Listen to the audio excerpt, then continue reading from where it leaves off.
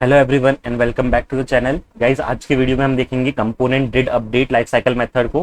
Previous videos में हमने discuss करे सारे लाइफ साइकिल मेथड्स जो कि आते थे हमारे माउंटिंग फेज में, और ये component did update life cycle method जो है वो आता है हमारा अपडेटिंग फेज में। हमने ऑलरेडी एक वीडियो देखी थी लाइफ साइकिल मेथड के इंट्रोडक्शन पे, जिसमें हमने डिस्कस कर लिए थे 3 फेजेस, और हमने देखा था फर्स्ट फेज हमारा कंप्लीट हो चुका है जिसमें हमने 3 लाइफ साइकिल मेथड डिस्कस करे। अब हम स्टार्ट कर रहे हैं अपना second phase which is the updating phase.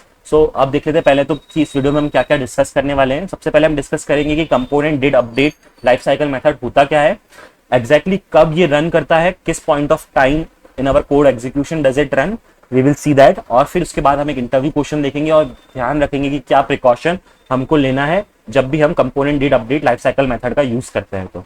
So let's get started. सबसे पहले तो I just want to let you know that अगर आपको मैं जो भी कोड कर रहा हूँ इस वीडियो में अगर आपको चाहिए तो आप मेरी गिटहब रिपोजिटरी पे जा सकते हैं रिएक्ट ट्यूटोरियल नाम से। You can directly access this link and आपको कमेंट सेक्शन इस रिपोजिटरी के कमेंट सेक्शन में आना है। यहाँ पे आप वीडियो का नंबर और नेम देख सकते हैं।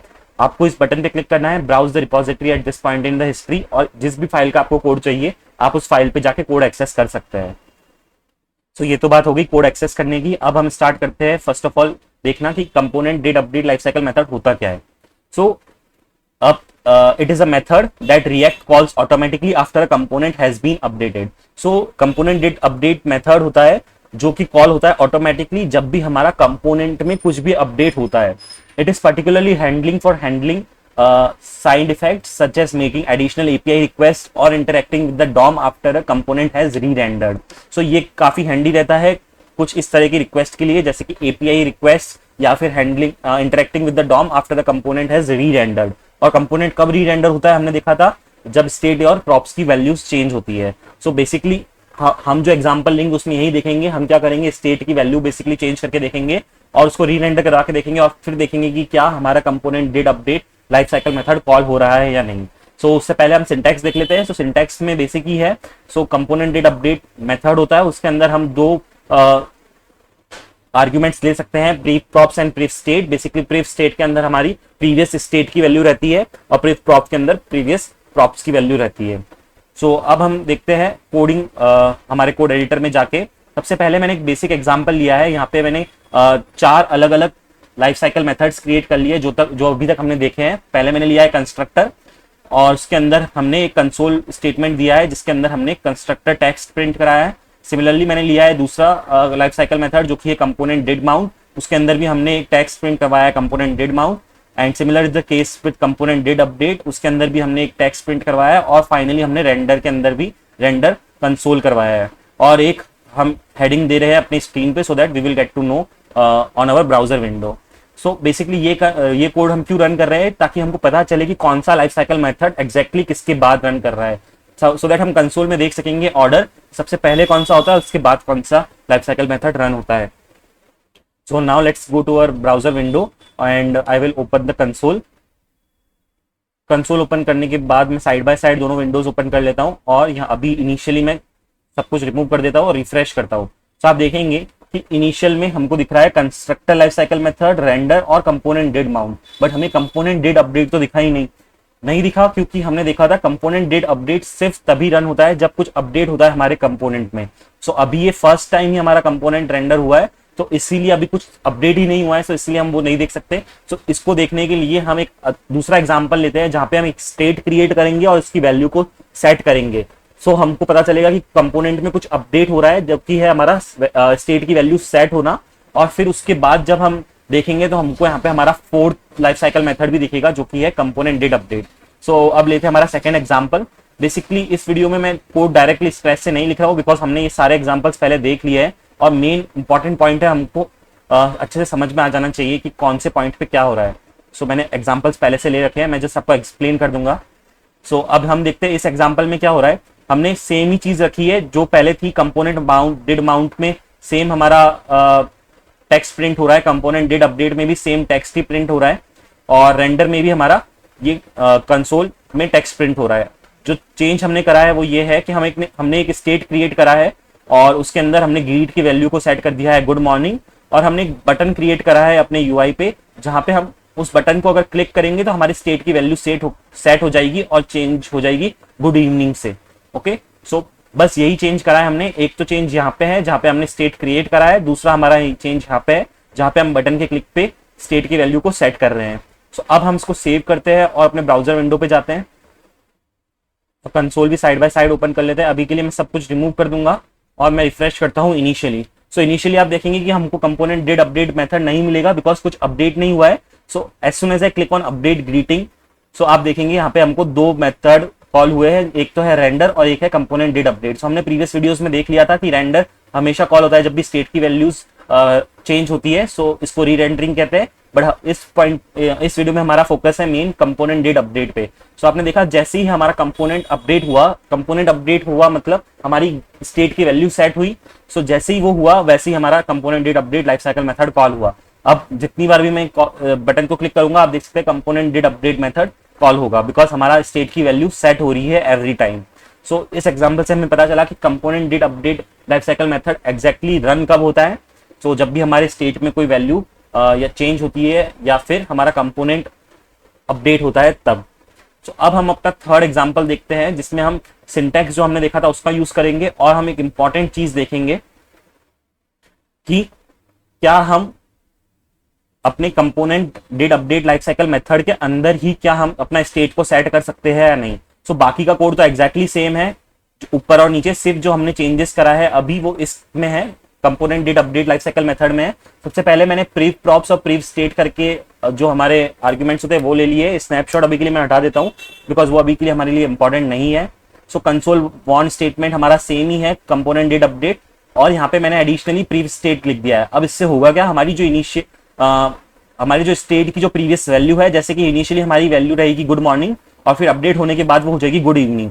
सो जब वो अपडेट हो जाएगी गुड इवनिंग तो हमारी प्रीवियस स्टेट में जो वैल्यू रहेगी वो रहेगी गुड मॉर्निंग बिकॉज हमारी प्रीवियस स्टेट की वैल्यू गुड मॉर्निंग थी और अभी वो अपडेट होकर गुड इवनिंग हो गई है। सो आपको समझ में आ गया होगा कि प्रीवियस स्टेट में कौन सी वैल्यू आएगी। और फिर उसके बाद हम क्या कर रहे हैं, हम हमारी जो स्टेट की वैल्यू है उसको वापस सेट कर रहे हैं component did update life cycle method के अंदर ही। और मैंने यहाँ पे एक कंडीशन भी दी है, इफ कंडीशन, जहां पे हमने चेक करा है कि अगर हमारी प्रीवियस स्टेट की वैल्यू इक्वल नहीं है करंट वैल्यू से तो ही हमको स्टेट को सेट करना है।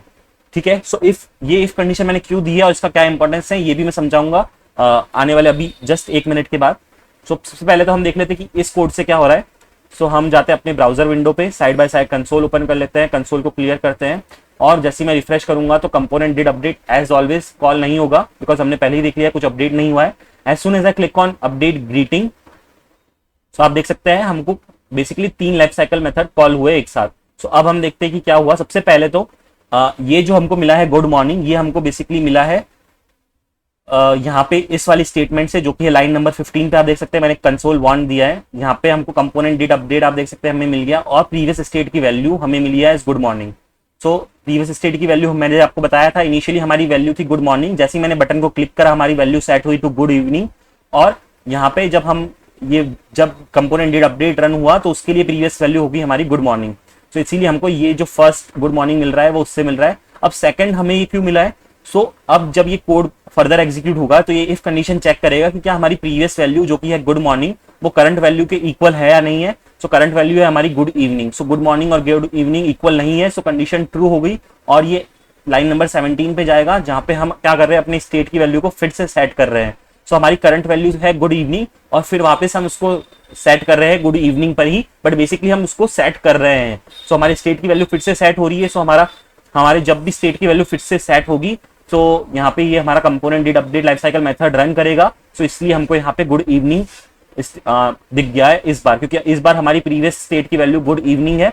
अब नेक्स्ट टाइम वापस ये चेक करेगा कि क्या हमारी प्रीवियस वैल्यू और करंट वैल्यू सेम है। सो इस बार हमारी प्रीवियस वैल्यू भी गुड इवनिंग है और करंट वैल्यू भी गुड इवनिंग ही है। सो ये कंडीशन फॉल्स हो जाएगी और ये इफ कंडीशन में नहीं जाएगा और इस वैल्यू को सेट नहीं करेगा।